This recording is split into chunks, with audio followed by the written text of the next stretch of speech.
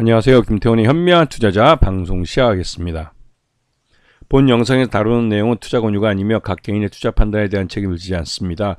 별도 SNS 채널 가입을 유도하거나 투자 권유 및 유료 리딩 서비스를 홍보하는 불법 사칭 계정에 유의하시기 바랍니다.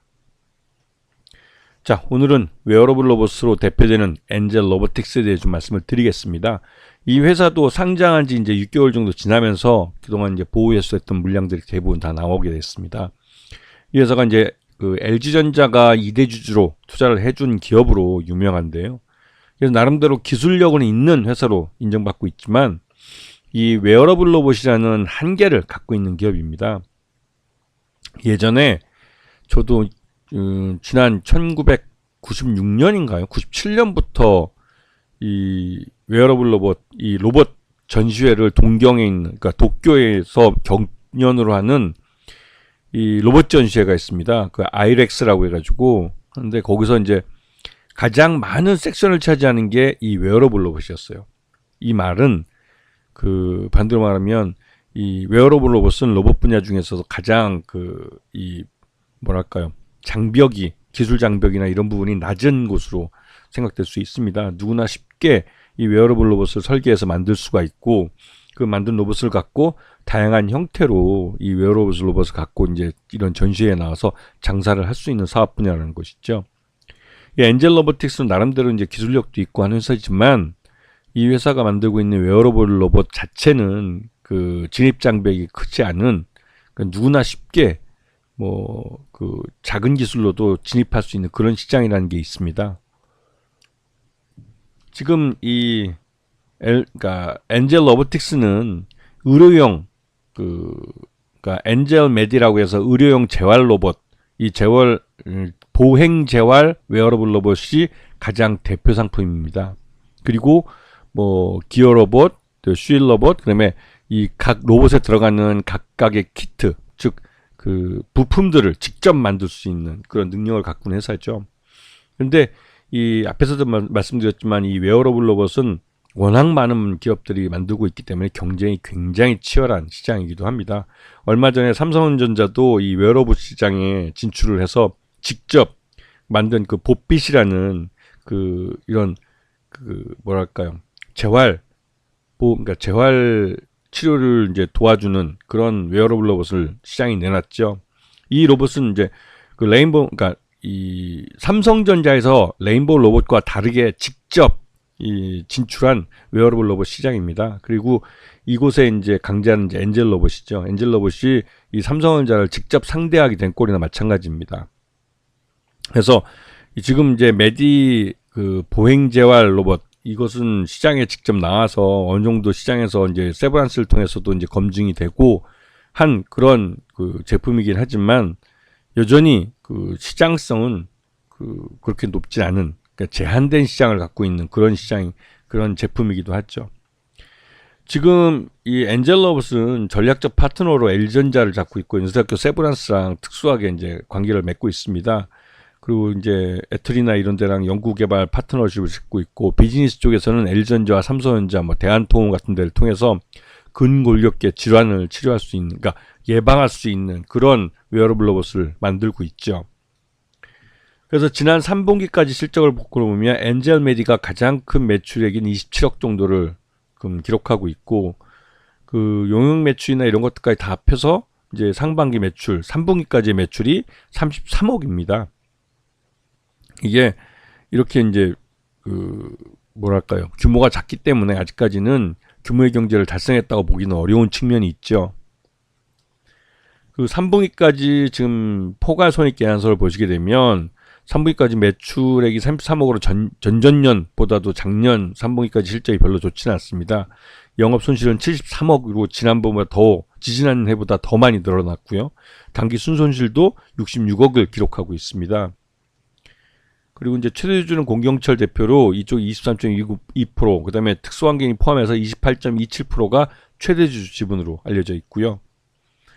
근데 여기에 2대 주주로 LG전자가 지금 6.42%를 갖고 있는데, 이 LG전자 지분을 갖고 장기적으로 LG전자가 이 엔젤 로보틱스를 인수할 수 있다라고 말하는 사람도 있지만, LG전자가 바보가 아닌 이상 경쟁이 치열한 그 웨어러블 로봇을 자기가 직접 해도 될 텐데 그걸 굳이 엔젤로봇을 비싼 돈을 두고 살 이유는 없죠.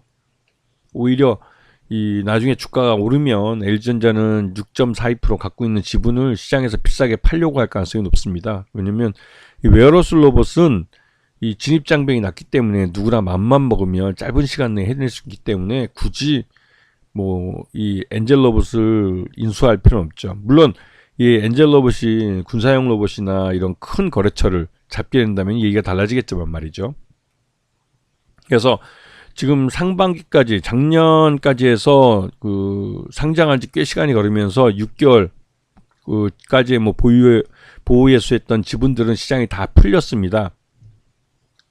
이제 보시게 되면 그 지금 엔젤 로보틱스 주가가 최고가 77,700원에서 지금 2만 원대 좀 초반까지 주가가 흘러내리는 걸 볼 수가 있죠. 이렇게 흘러내리는 이유는 무엇보다도 초기에 이 회사가 그 LG전자로부터 투자를 받은 회사라는 그 인식이 있었지만 결국은 이 엔젤 로보틱스가 주력으로 삼고 있는 웨어러블 로봇이라는 시장 자체가 굉장히 진입 장벽이 그 낮고 또 매일매일 경쟁자들이 늘어나고 있는 그 시장이기 때문에 여기서 규모의 경제를 달성하고 그러니까 수익을 내기가 굉장히 어렵다는 측면이 있습니다.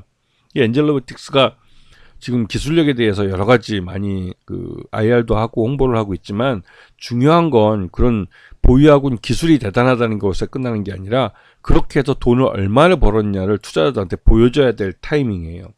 제가 이제 그 제 블로그에 쓸 때는 Show me the money time이라고 해가지고 이제 돈을 보여줘야 될 시간인데 계속 기술만 얘기하고 있으니 엇박자가 나니 투자자들도 지겨워질 수밖에 없는 것이죠.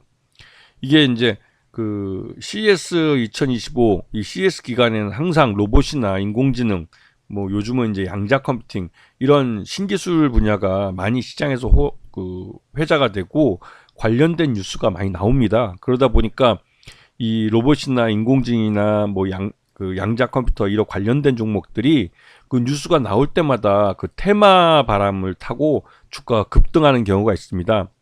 하지만 중요한 점은 이게 단순히 그런 이 뉴스만 갖고 주가를 한번 띄우고 말 게 아니라 실적으로 그 급등한 주가를 받칠 수 있는 그런 그게 필요하다는 것이죠. 말대로 이제 이 기대감이 주가가 상승할 수 있는 어떤 기술이나 실적이 좋아질 수 있다는 기대감을 실적으로 확인시켜 줘야만 여기에 매수세가 유입해서 들어올 수 있는 겁니다.